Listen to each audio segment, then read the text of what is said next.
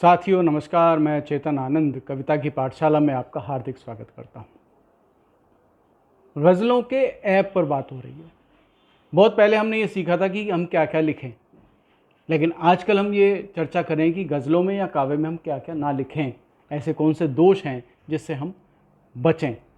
तभी हम जो है अपने एक कृति को, एक रचना को, एक कविता को या एक गज़ल को बहुत अच्छे तरीके से पेश कर सकते हैं। तो उसी क्रम में आज एक और ऐब है, एक और दोष है। उसका मैं अगर कहूँ तो अप्रतीत्व दोष।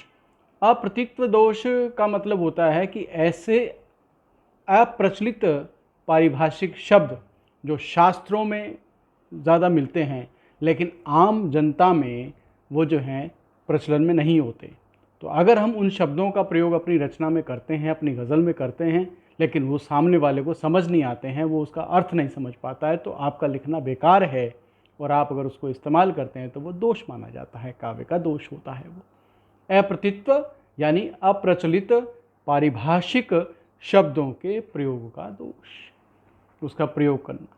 तो ऐसे शब्दों का कभी प्रयोग ना करें, बचना चाहिए, क्योंकि आपको ऐसे शब्दों का इस्तेमाल करना है जो अधिक से अधिक लोगों तक आपको पहुँचे, चाहे वो पढ़ने के माध्यम से पहुँचे, चाहे वो बोलने के माध्यम से या कविता सुनाने के माध्यम से पहुँचे। लेकिन शब्द ऐसे होने चाहिए जो आसानी से सामने वाला उसको जानता हो, उसके अर्थ वो जल्दी समझकर उसको अंगीकार कर ले। तो आपकी रचना को जितना स्वीकृति मिलेगी अंगीकार करने की, उतनी ही यात्रा वो लंबी करती है आपकी कविता। तो इसलिए ऐसे शब्दों का प्रयोग ना करें जो आपको अर्थ दूसरे को समझाने में बाधक बनते हो, तो उससे हमें बचना है। ठीक है। मेरे गुरुदेव डॉक्टर कुंवर बेचैन जी ने गज़ल का व्याकरण अपनी पुस्तक में इसका एक उदाहरण दिया है। इस दोष का उल्लेख करते हुए जो उनका उदाहरण है वो इस प्रकार से है। मंदाक्रांत हो गई जब से सांस हर, मंदाक्रांत हो गई जब से सांस हर, मत गयंद हो गई अपनी ज़िंदगी। अब सामने वाले को सुनाओगे, वो कहेगा यार ये मत क्या है, मदाक्रांत और मत गयंद क्या होता है। हम लिखने वाले तो जानते हैं कि ये एक छंद का नाम है, ये दोनों दो छंद हैं, उनके नाम हैं, लेकिन सामने वाले को नहीं पता। आम पाठक को, आम श्रोता को इसके बारे में जानकारी नहीं हो पाती।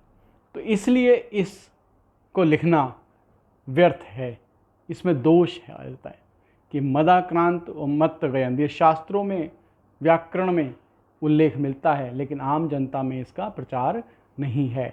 तो इसलिए ये अप्रचलित पारिभाषिक शब्द कहलाते हैं, तो इनके प्रयोग से बचना चाहिए। और दूसरा उदाहरण देता हूँ, जो मेरा उदाहरण है, मेरा लिखा हुआ, उसमें भी आपको ये दोष मिलेगा। क्या दोष है? श्लेष सी तुम लगी और रूपक सा मैं, श्लेष सी तुम लगी और रूपक सा मैं, हम मिले तो यमक जैसे हो जाएंगे।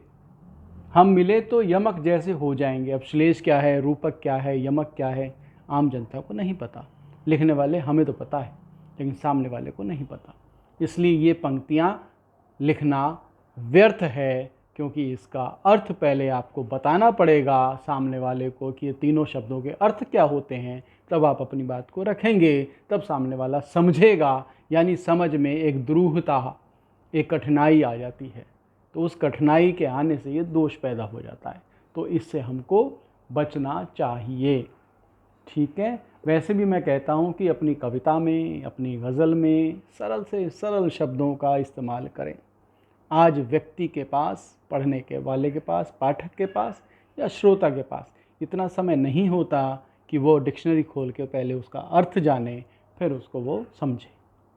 वो चाहता है कि जल्दी से जल्दी उन्हें बात समझ आ जाए।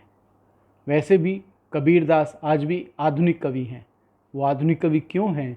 क्योंकि उनकी जो बातें हैं, उनके जो उपदेश हैं, वो सारे सरल भाषा में थे, आम बोलचाल की भाषा में थे, हिंदुस्तानी भाषा थी। हिंदुस्तानी मतलब पंचमेल खिचड़ी उनकी भाषा कहलाती थी, कबीर की फक्कड़ वाणी। तो ऐसी बोली जिसमें सब तरह के शब्द भी आ जाते हैं, लेकिन उसके अर्थ बड़े आसानी से समझ आ जाते हैं। तो कबीर इसीलिए इतने वर्षों के बाद भी आधुनिक कवि कहलाते हैं, क्योंकि जिन शब्दों का, पंचमेल खिचड़ी भाषा का उन्होंने इस्तेमाल किया, वो सरल थी। अर्थ गहरे थे, लेकिन शब्द सरल थे। तो हमें भी इसी तरह से अपनी रचना करनी चाहिए कि अर्थ गहरे हों लेकिन शब्द सरल हों, जो सामने तक आसानी से पहुंच जाए। ठीक है, तो इसका अभ्यास कीजिएगा और इसको समझिएगा। लिखने के बाद देखिएगा अपनी रचना को कि कहीं इस तरह का दोष तो नहीं आ रहा, कहीं हम ज़्यादा क्लिष्ट तो नहीं हो रहे, क्या हम अपने आप को विद्वान साबित करने के लिए बहुत ऐसे ऐसे शब्दों का प्रयोग तो नहीं कर रहे जो सामने वाले से अनजान है। इनसे बचना है। ठीक है, तो आज इस दोष को मैंने बताया है, इससे सावधान रहने की आवश्यकता है और इसको अभ्यास में भी लाने की ज़रूरत है। ठीक, तो इस पर अभ्यास कीजिए। वीडियो पसंद आए तो अधिक से अधिक इसको फॉरवर्ड कीजिएगा। ख़ास तौर पे सीखें और सिखाएं। एक सीखेगा, दो को सिखाएगा, तो दो नए रचनाकारों को फॉरवर्ड अवश्य करें, ताकि हम इस दोष से बचें और हिंदी साहित्य को अपनी रचनाओं के माध्यम से, अपनी अच्छी रचनाओं के माध्यम से समृद्ध कर सकें। ठीक है, तो आज के लिए इतना ही। बहुत बहुत आभार, बहुत बहुत धन्यवाद। नमस्कार।